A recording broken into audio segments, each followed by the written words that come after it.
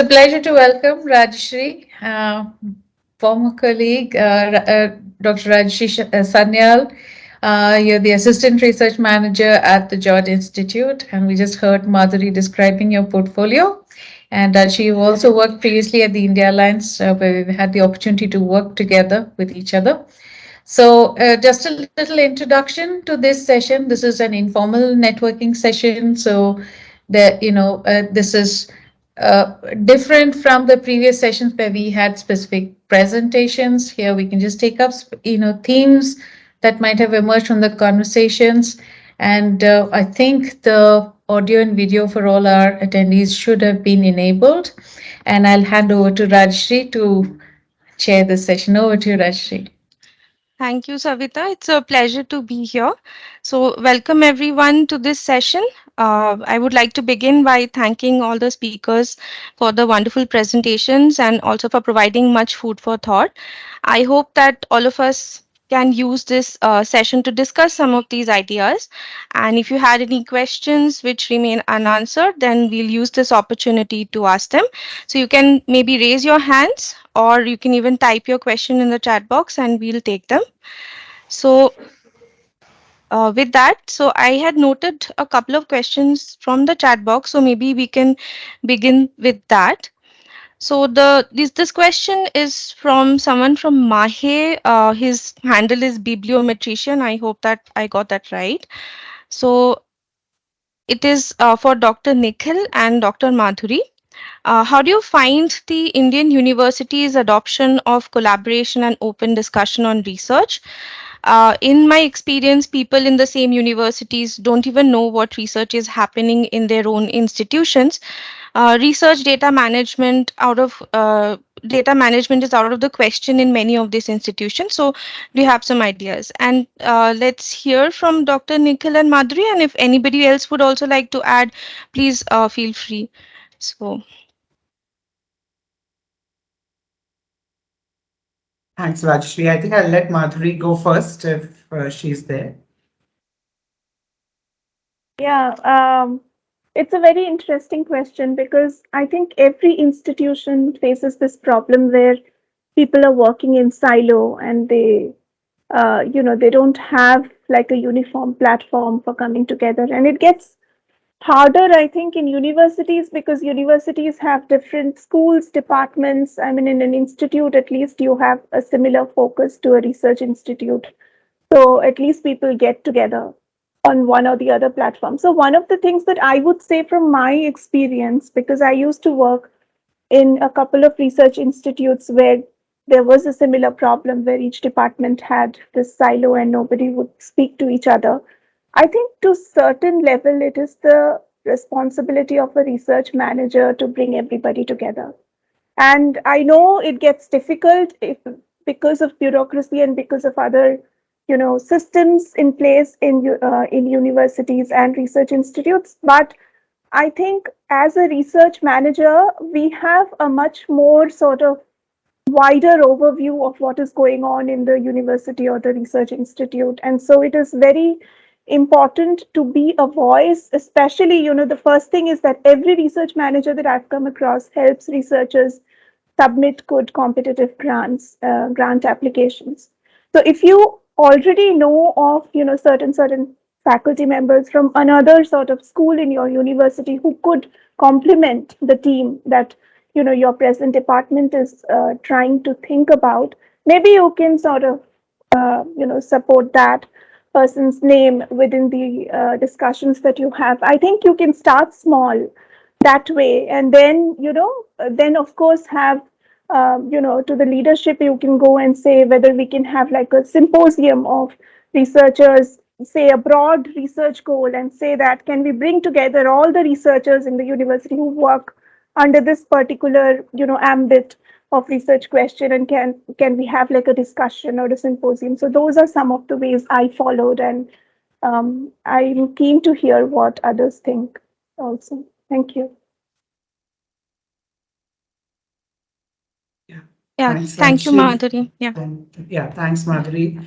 Just to add to the good points that Madhuri laid out, I think we also have to fundamentally understand, we also have had a life as a researcher at some point, and when you are focused on your work, on your PhD topic, research topic, the key importance for you is that how do you successfully take that forward? How do you get the grants for that? How do you make the publications and patents for that? So in some ways, it's but normal and natural for researchers to be to be focused on their work, to be focused on their areas of interest. And I think that's where the role of a research manager, somebody who has been in that space, can relate to what they need, what they want, what their life is, and yet seeing the value of collaboration, of interdisciplinary engagement, of multi-institutional engagement, becomes very useful in creating that platform to catalyze and show them the interest of how, if they were to engage on their research topic with person Y or with another institution, how it could accelerate their work, how it could transform their output, how it could increase their impact. That's, I think, very critical, and that won't happen as a switch on and off. It didn't happen to us when we were doing our research. But since we have come to the other side and we understand the big picture, I think it is a process that needs to be taken forward. And I think it is happening.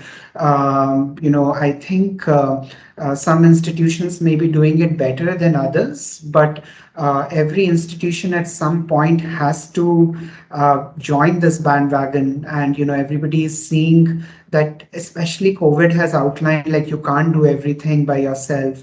Whether it's intra-institution or inter-institution, you have to work with people together, leveraging on strengths that each one brings to the table to make things faster. And to reach out to the audience for which the work is being planned. So I think what Madhuri laid out in terms of having seminars, conferences, but I think at an individual level, for example, like this whole office that Emory has opened up here in India is primarily to, have collaborative projects and programs. And when I say that, it is not just between Emory and India, it also bringing in people at Emory together, which, as was mentioned earlier, as a big university has its own sort of focus areas, and everybody, very, very significantly spending time on that. But once they see the value of things that could be done collaboratively, they are happy to discuss and also engage. So I think to summarize, it's a process. We need to understand where the researchers come from, and in some ways create opportunities for them to see the big picture and the value addition, so that these silos can be cracked and broken, and then hopefully more of this open engagement takes place. Thank you, Nikhil. I see Priyanki has raised her hand. Would you like to add to that? Yeah, so I think also institutional levels, maybe we look at research managers not really as a institutional role, but also break it down to departmental roles. So where these departments then can interact as research managers, and then that's an easier method of communication, because each research institute would have upward of 100 to 200 researchers, and that's not possible for one office to sort of capture. So I think it's building networks within research institutes at departmental levels, where you have research managers who manage one department, and then those feed into one institutional research manager. And I think that's when it becomes more effective in being able to write grants, bring in more conversations, have interdisciplinary interdisciplinary conversations, and also be able to present your institute more holistically. You don't miss out on anything. And it's small changes also when we look at a departmental level where we enable administrative roles. We make a shift where the researchers can move some of the administrative work to the research managers where they're more enabling as well. Thank you, Priyanki. Those were really good points. We also have Dr. Kamal. Yeah, please go ahead. Dr. Kamal, we are not able to hear you. Could you please unmute yourself? Yeah, sorry. Yeah, thank Can you. you now? Yes, if you can increase the volume a bit, that will be nice. Yeah, I think now it looks Ha, okay. this is good. This is good. Yeah. So just to add on what Priyanki said and what Nikhil said, I think collaborations is like the key word these days. Let it be like life sciences, or we go to IITs, or it is interdisciplinary now. But when it comes to research management, then I face one challenge. The research management as such is not a specialty area when it comes to it, when we come to the government sector, especially, because we have certain recruitment tools to hire people. And then it is very difficult to motivate a science person to go into a management role, because if somebody is doing a research in genomics, of course, he or she will not like to go and do some, research management sort of thing. She or he will be very happy to do as far as they are managing their own projects. But when it comes to become like departmental thing or at institutional level, so I think motivating those people who should actually come forward and take up the roles is a major challenge when it comes to research management, especially from the public sector point of view.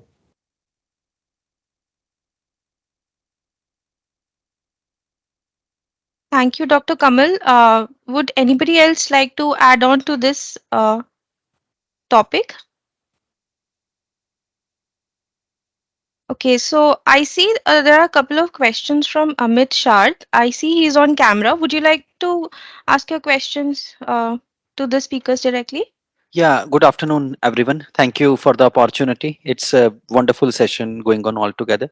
So I would just like to ask the panelists, can they please comment that sometimes as a researcher, we are having some ambition. For example, I want to do this and this sort of research, but also I have to align with what I have sought funding of. Some of the ideas all of a sudden may stem up. So how to strike a chord or strike a balance between your research ambitions, what your project is demanding, and the ever increasing deadlines that come to our desk. So I believe the expert panelists have got my questions right, so I request that you please throw some light on it. Sometimes we feel a lot of pressure because of it, so how to strike a balance in that field seems a very Herculean task. So please. Yeah.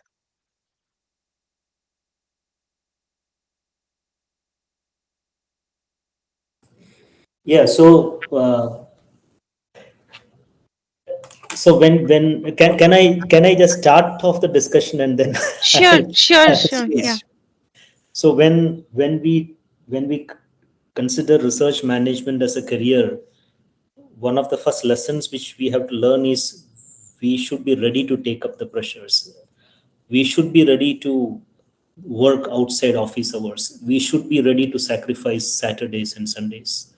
Because what are we doing here? We are trying to facilitate research, and facilitation basically cannot be done when you work between 9 to 5 to the expectations of scientists, because we all know that scientists, they have to manage a lab, they have to write grants, they have to guide PhD students, they are sitting in different committees as a chair of the committee or as a member of the committee. There are like 25, 30 committees for any given organization.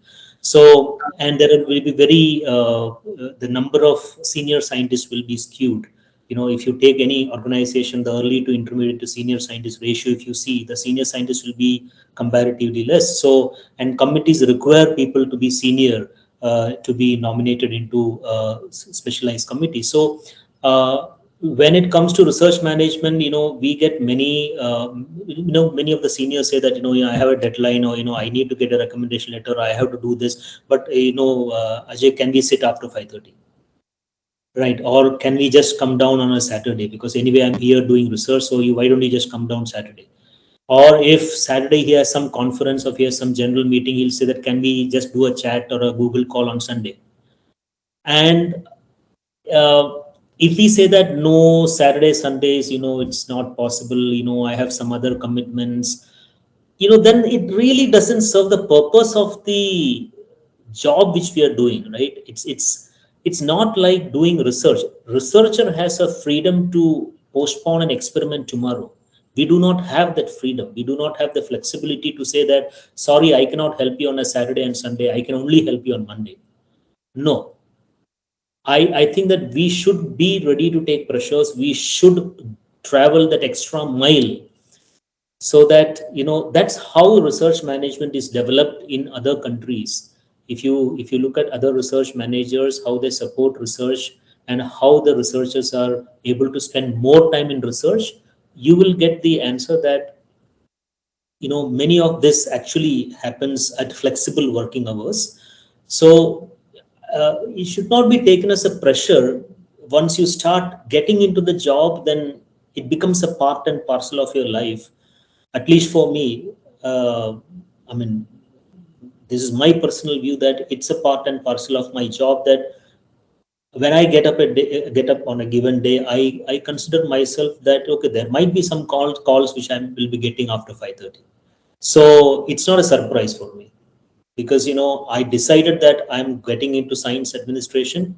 So I know that, this might be some of the tasks which we have to do. But having said that, if you have a very cordial working relationship with the scientist, and if you meet to them, discuss their science, the best part of a research manager is that if you talk about their science, if you engage on a scientific way with the scientist, the gelling will be much stronger with them. You appreciate their science, you read their science, you give some ideas if it is within your core area, because we are all scientists who then decided to get into administration. So we have done quite good amount of science.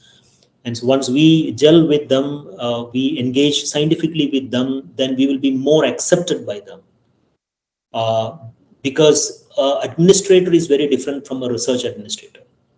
Research administrator does come with that extra tag of knowing science, understanding science, because we have all done very good science when we were doing research, right? So I normally engage scientifically with them. I try to read their articles. I try to read their papers. I give some inputs in whatever way I can. I try to read their patents, publications, etc. So that is a different level of gelling, actually. So that helps you to be relieved from pressure. Why? Because if they say that, no, can I come after 5:30, you will have a freedom to tell that 5:30 के बाद थोड़ा difficulty है यार, 4 बजे हम बैठेंगे. So since you already have a good relationship with him, okay, fine, let's do it 4 o'clock, right? So they also will be ready to compromise to a greater extent once you have built up that relation with them, and it's not that easy. It takes time. That's. I'll stop here. Thank you, Ajay. We'll have Madhuri go first and then Aradhita. I just have a question for Amit. Amit, your question is from the perspective of you being a researcher as well as a research manager. Was that you're muted, sorry. You said own research ambition, right? Do you have research ambitions? Yeah, only research ambitions, not as a manager. Yeah, of course. And you were talking about balancing your research ambition versus the funding that a researcher has to constantly, get.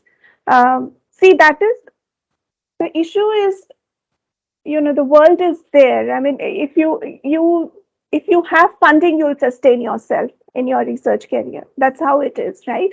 But there are a lot of things that you can. I'm not sure about NIPA, but there are institutions which also give a little bit of intramural or seed funding for a researcher, especially in early career or mid-career phase, to test out their ideas, right?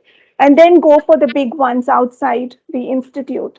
Probably you can sort of think about it, but it's just the nature of the job is that it is always funding to funding, project to project, right?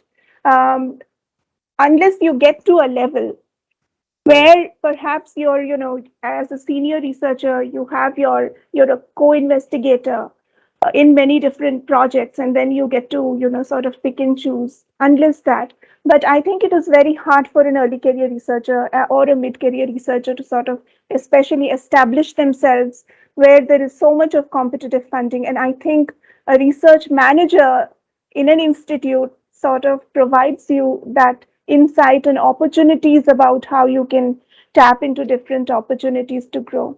And the other thing that I would say is also it is important that you identify, the scientific leaders in your own institute whom you can be collaborators with.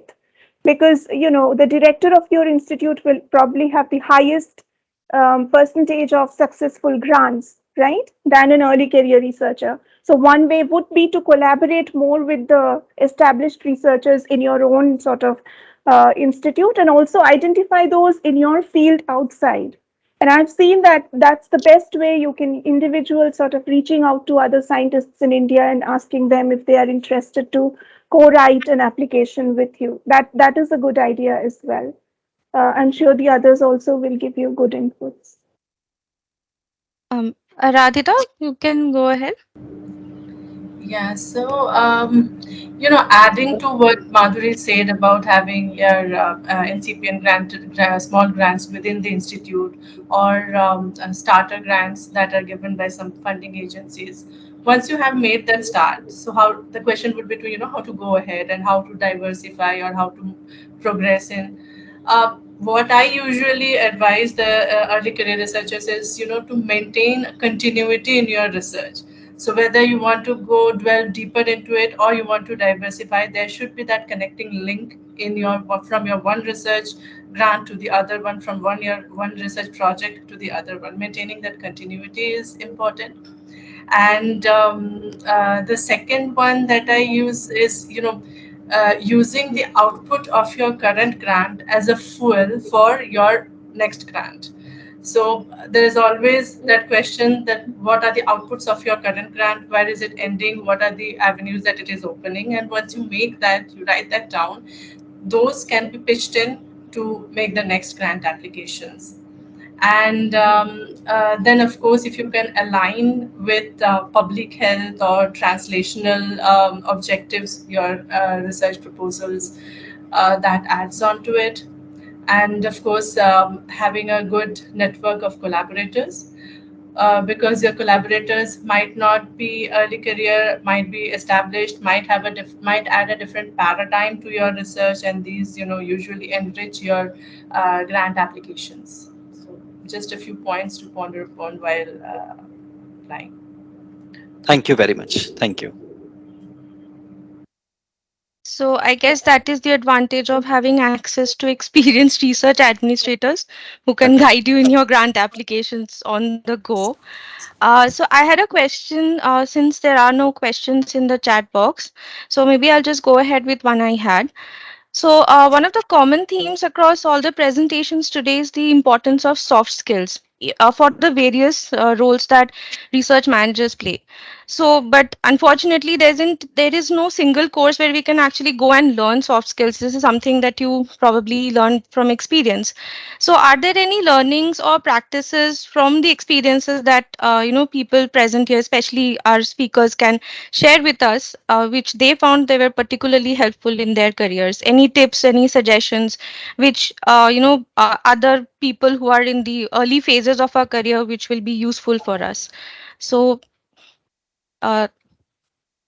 yeah, So Priyanki, yeah. I think what would be good is to take maybe a quick small project management course, which would give you an idea of what type of skills are required. There are a lot of online courses available now that give you a good idea of what it takes. Also, on the side of soft skills, you learn it on the job.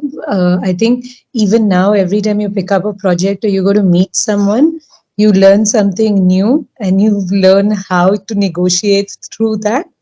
Um, there is no golden rule, but if somebody wants a background or an understanding, I would encourage them to do a short project management course. You also have 1 year project management courses. You also have smaller research project management courses now that do that are available for 3 months or 2 months. Again, these are maybe not what you would call traditional certifiable courses, but they do give you a flavor on what you need, and it would also give you a good insight on what you need to work on, and then you can make your work in alignment with where you think you need more help.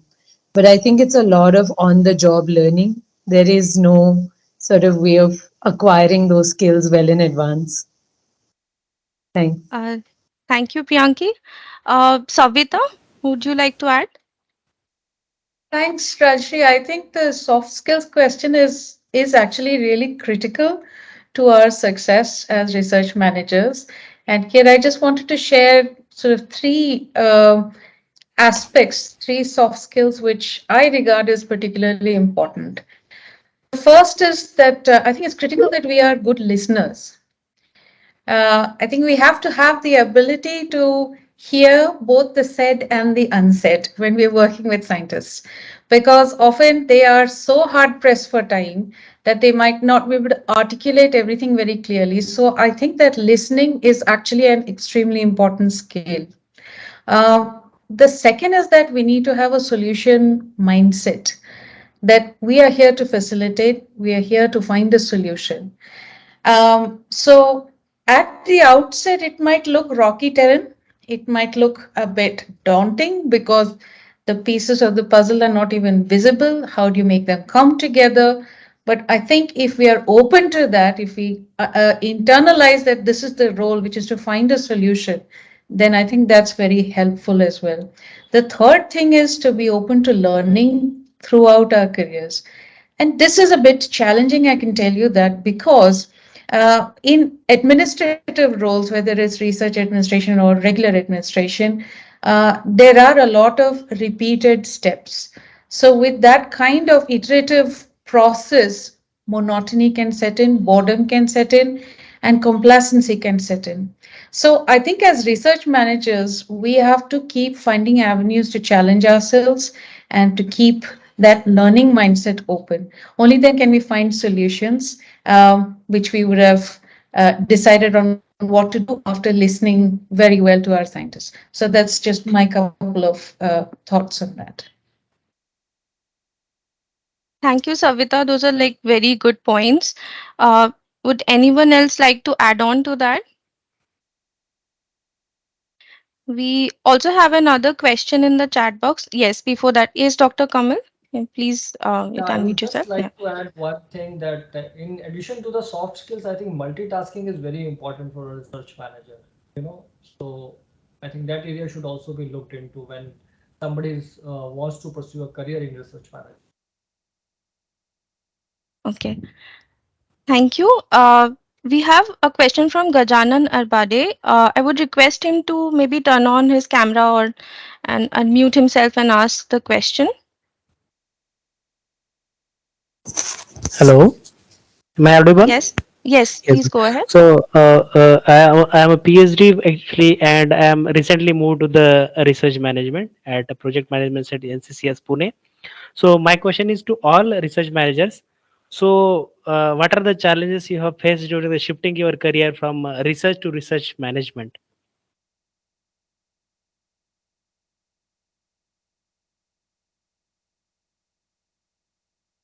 So, Nikhil, would you like to go ahead with that? Yeah. Yeah, sure. Gajanan, so as Savita mentioned, I was trying to listen to all the good points that were being outlined here.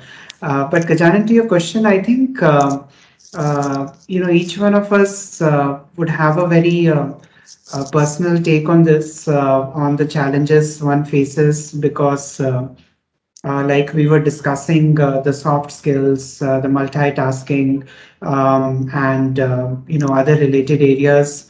So it as a personality, what excites you, what motivates you would be different for different people. But if I were to just speak personally from my perspective, I think the challenges that I outlined in my presentation as well is sometimes